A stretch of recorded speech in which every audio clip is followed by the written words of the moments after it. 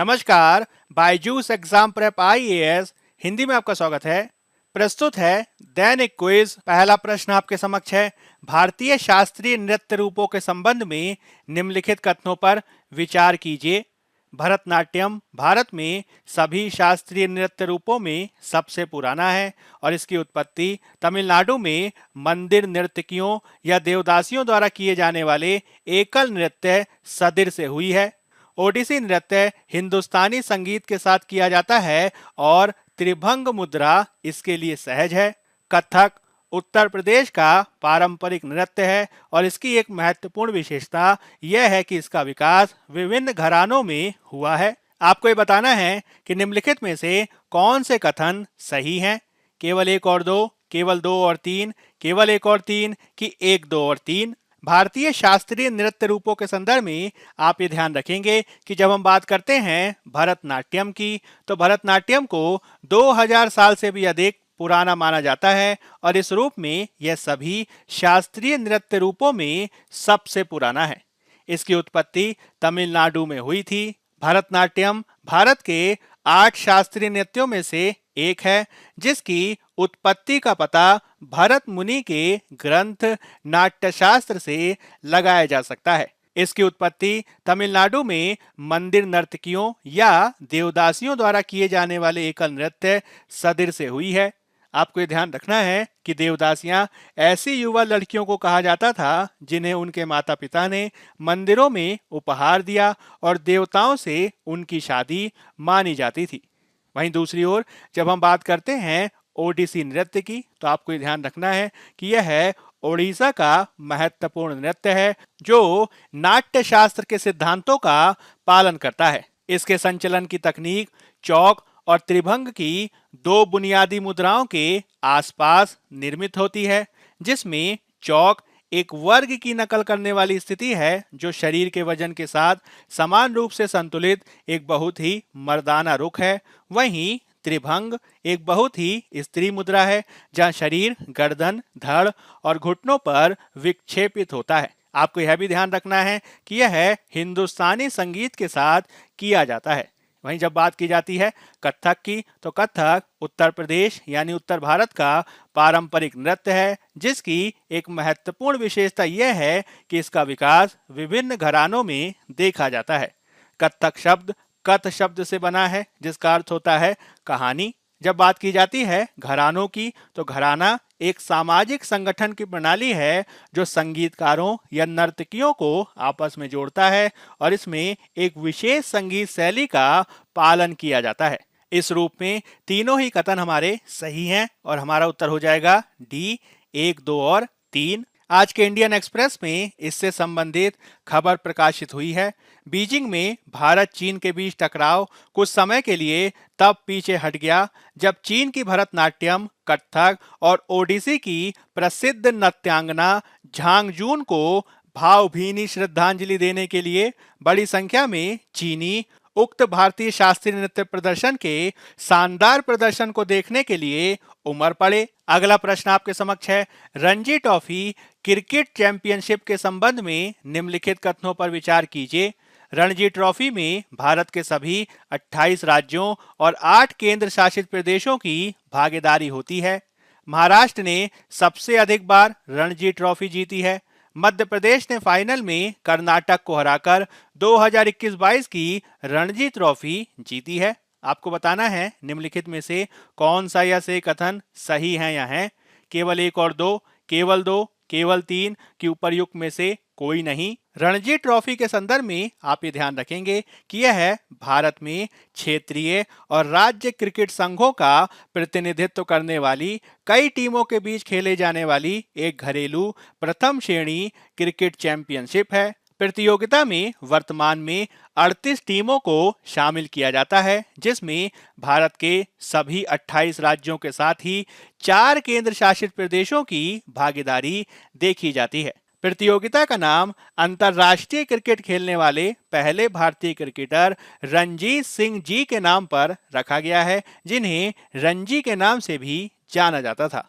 आपको ये ध्यान रखना है कि मुंबई अथवा बॉम्बे के द्वारा इस टूर्नामेंट को सबसे ज्यादा 41 बार जीता गया है, जिसमें 1958-59 से 1972-73 तक लगातार 15 बार इसे जीता गया। वहीं दूसरी ओर 2021-22 रणजी ट्रॉफी का 87वां सीजन था।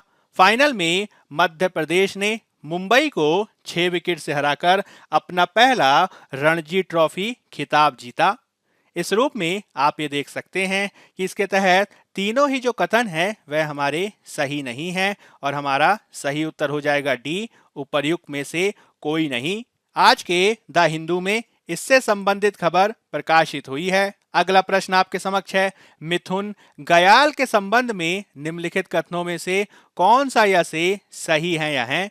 यह एक अर्धपालतू गौ जातीय प्रजाति है जिसे भारतीय जंगली गौर का वंशज माना जाता है। यह केवल भारत के उत्तर पूर्वी राज्यों में पाया जाता है। यह अरुणाचल प्रदेश, नागालैंड और मणिपुर का राज्य पशु है। आपको बताना है इनमें से कौन सा सही है, केवल एक, केवल दो और तीन, एक, दो और तीन, कि केवल एक और तीन। मिथुन, जिसे गयाल के नाम से भी जाना जाता है, इसके संदर्भ में आप ये ध्यान रखेंगे कि इसे भारतीय गौर, जिसे बाइसन भी कहा जाता है, का वंशज माना जाता है। यह पूर्वोत्तर भारत के साथ ही बांग्लादेश, म्यांमार और चीन के यूनान प्रांत में भी पाया जाता है। पहाड़ी जंगलों में फ्री रेंज परिस्थितियों में पाले गए मिथुन को पहाड़ के मवेशी के रूप में जाना जाता है, जो अरुणाचल प्रदेश में न्यासी, अप्तानी, गालो आदि जनजातियों के द्वारा सामाजिक आर्थिक जीवन में महत्वपूर्ण भूमिका को निभाता है। आपको यह भी ध्यान रखना है कि गयाल अरुणाचल प्रदेश और नागालैंड का राज्य पशु भी है। हालांकि मणिपुर का राजकीय पशु संगाई हिरन है, जो केवल मणिपुर में ही पाया जाता है। इस रूप में आप ये देख सकते हैं कि इसमें केवल पहला कथन ऐसा है जो हमारा सही है और इस रूप में हमारा सही उत्तर हो जाएगा ए, केवल एक। आज के पत्र सूचना कार्यालय में इससे संबंधित खबर प्रकाशित हुई है। अगला प्रश्न आपके समक्ष है, निम्नलिखित शहरों, कस्बों और संबंधित उद्योगों के युग्मों पर विचार कीजिए। शहर या कस्बा और संबंधित उद्योग: Tiruppur textile and garments, Jalandhar खेल सामग्री, सूरत हीरा, टीटागढ़ पेपर। आपको ये बताना है कि इनमें से कितने युग्म सुमेलित हैं। केवल एक, केवल दो, केवल तीन, कि उपर्युक्त सभी युग्म। तिरुपुर, जिसे हम तिरुपुर के रूप में भी जानते हैं, इसके संदर्भ में आप ये ध्यान रखेंगे कि यह तमिलनाडु राज्य का एक शहर है, जिसे भारत की बुना हुआ कपड़ा राजधानी के रूप में भी जाना जाता है, जो भारत के सूती बुना हुआ कपड़े के निर्यात का 80% देखा जाता है।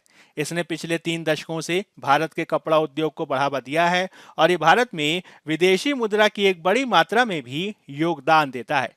वहीं दूसरी ओर जब हम बात करते हैं जालंधर की, तो यह पंजाब राज्य का एक शहर है जो अपने खेल उद्योग के लिए काफी प्रसिद्ध है और यहाँ पे निर्मित उपकरणों का प्रयोग ओलंपिक, राष्ट्रमंडल खेल, एशियाई खेलों सहित कई अंतर्राष्ट्रीय खेलों में किया जाता है। यह हस्त औजार के निर्माण का भी महत्वपूर्ण केंद्र है। जब बात की जाती है सूरत की, तो सूरत गुजरात राज्य का एक शहर है।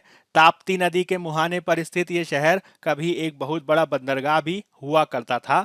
वर्तमान में इसे दुनिया के सबसे बड़े हीरा निर्माण केंद्र के रूप में जाना जाता है, जहां दुनिया में सबसे उन्नत बड़े पैमाने पर हीरा काटने वाली फैक्ट्रियों सहित 5000 से अधिक हीरा निर्माण इकाइयां हैं। जब बात की जाती है टीटागढ़ की, तो यह पश्चिम बंगाल में उत्तर 24 परगना जिले का एक शहर है जो jute, paper milling, glass making, कपड़ा मशीनरी और परिवहन उपकरण आदि के लिए प्रसिद्ध है। इस रूप में आप देख सकते हैं कि चारों के चारों जो विकल्प हैं वह हमारे सही हैं और हमारा सही उत्तर हो जाएगा डी, उपर्युक्त सभी युग्म। आज के पत्र सूचना कार्यालय में तिरुपुर शहर से संबंधित सूचना प्रकाशित हुई है। अब हम 2019 में यूपीएससी द्वारा पूछे गए प्रश्न को देख लेते हैं। भारत में कार्बोफ्यूरान, मिथाइल पैराथियान, फोरेट और ट्राइजोफोस का उपयोग आशंका के साथ देखा जाता है। इन रसायनों का उपयोग किया जाता है कृषि में कीटनाशक, प्रसंस्कृत खाद्य पदार्थों में संरक्षक, फसल पकाने वाले एजेंट की सौंदर्य प्रसाधनों में moisturising agent, carbofuran, methyl parathion, फोरेट और ट्राइजोफोस के संदर्भ में आप ये ध्यान रखेंगे कि यह कृषि में कीटनाशक के उदाहरण हैं। हाल ही में चर्चा में इसलिए रहे थे क्योंकि कीटनाशक विषाक्तता के कारण किसानों की मौत की बढ़ती संख्या और अनुपम वर्मा समिति की रिपोर्ट प्रस्तुत करने के साथ केंद्रीय कृषि और किसान कल्याण मंत्रालय ने कीटनाशक निषेध आदेश 2018 को अधिसूचित किया, जिसके तहत 18 कीटनाशकों के उपयोग पर प्रतिबंध लगा दिया गया था। इस रूप में हमारा सही उत्तर हो जाएगा ए, कृषि में कीटनाशक।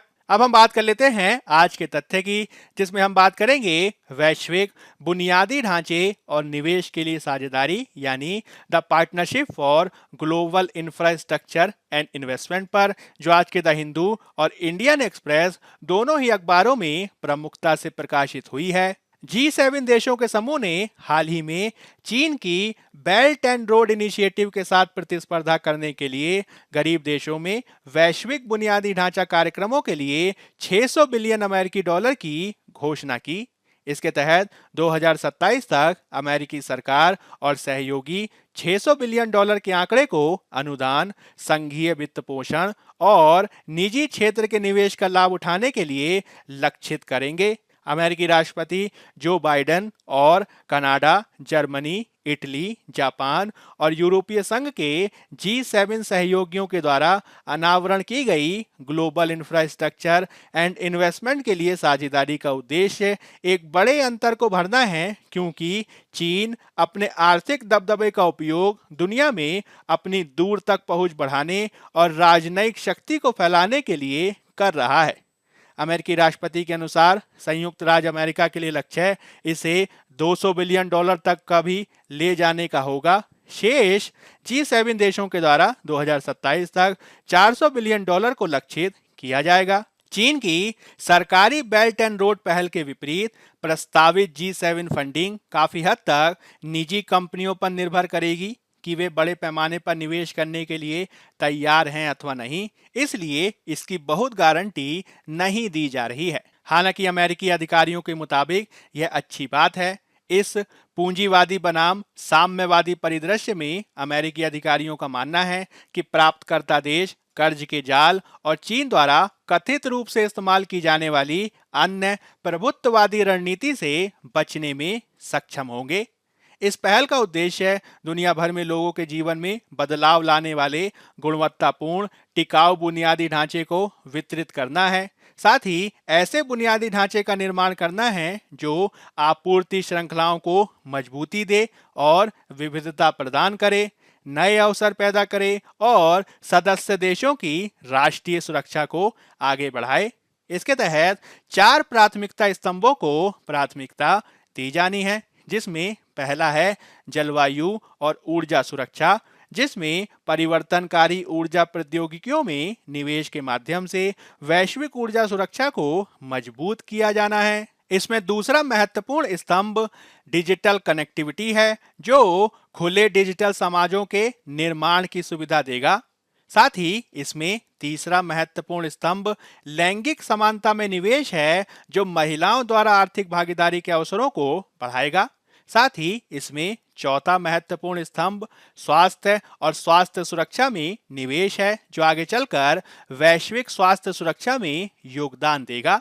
यदि हम चीन के बेल्ट एंड रोड इनिशिएटिव के बारे में जानने का प्रयास करें तो आपको ये ध्यान रखना है कि इसे वन बेल्ट वन रोड के रूप में भी जाना जाता है, जो कई देशों के माध्यम से सड़क, रेल और बंदरगाह परियोजनाओं के निर्माण की परिकल्पना को दर्शाता है। इसका उद्देश्य पूरे चीन के पड़ोसी क्षेत्रों में बुनियादी ढांचे के निर्माण के एक विशाल कार्यक्रम के माध्यम से बीजिंग के आर्थिक नेतृत्व को मजबूत करना है।